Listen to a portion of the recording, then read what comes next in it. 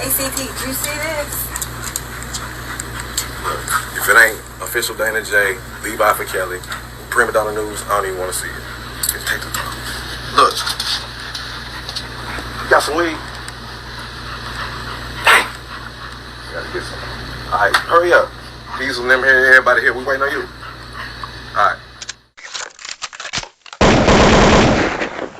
Gayle King has really showed her true colors in her pursuit to climb up in ranks. Maybe in some people's eyes it's necessary to have this black woman taking on some of these most controversial topics, but I just see a whole lot of hypocrisy as usual. Is it just me?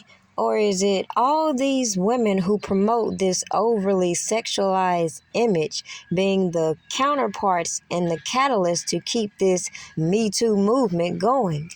However, at this particular point, how can the general public continue to overlook all of the shady activities that a lot of these people have been engaging with on these social media platforms and giving these accusers all these platforms to push their stories? And then when people with common sense ask for the other side of the story, we clearly see the bias, such as even with this Meg Thee Stallion case and how Tory Lanez was recently arrested for violating the restraining order and speaking out against Meg Thee Stallion's claims, when common sense should be, if she can speak about the topic, why can't he?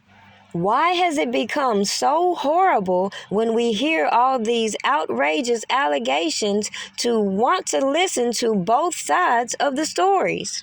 Seem like to me, after watching Gayle King's latest interview with Meg Thee Stallion, it should be crystal clear why that is. But I'll remind you. For the simple fact, many people see the deception within Meg Thee Stallion's interview and all the things she posted on social media compared to information leaked by other individuals. The same way with Gayle King's participation in this R. Kelly saga and how clearly she went above and beyond to deny this man reasonable doubt and give so much credit to sketchy individuals who had a whole agenda play out right in our face.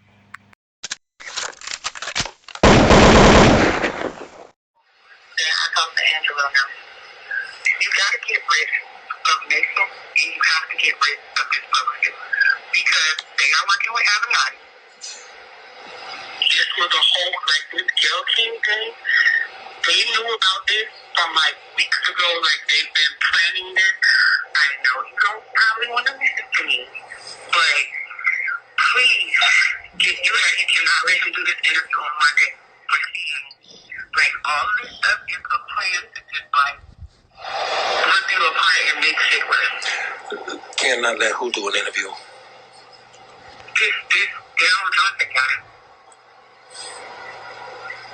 The guy who's supposed to be like the publicist or whatever. Rip me apart how? Get you away? Rip me apart how?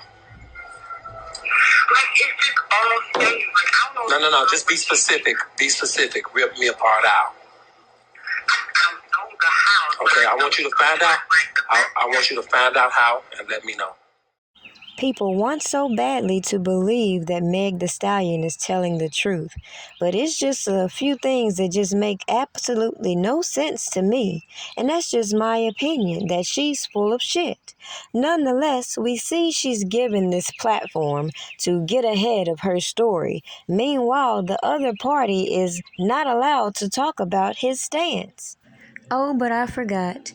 When we hear these stories and allegations, we're supposed to just believe her and ignore all the red flags that clearly show you that something's not right with the story, regardless whether you want to believe in a person's innocence or guilt when it comes to the crime at hand. On the same footnote, these people given these platforms don't have that same energy when their friends get involved in the same type of allegations, when the people they hang around are accused of some very suspicious behaviors. And even those that have made it to the public forefront, we don't see these same individuals giving these brown-skinned girls the same opportunity to give these other accusers the voice to speak out against the heinous allegations they've waged. At the height of the Me Too movement, think about all those hundreds of names that made it public, and even Oprah claiming she was going to do this docuseries against Russell Simmons. Everybody knows how old Kimora Lee Simmons was when Russell Simmons began to court her.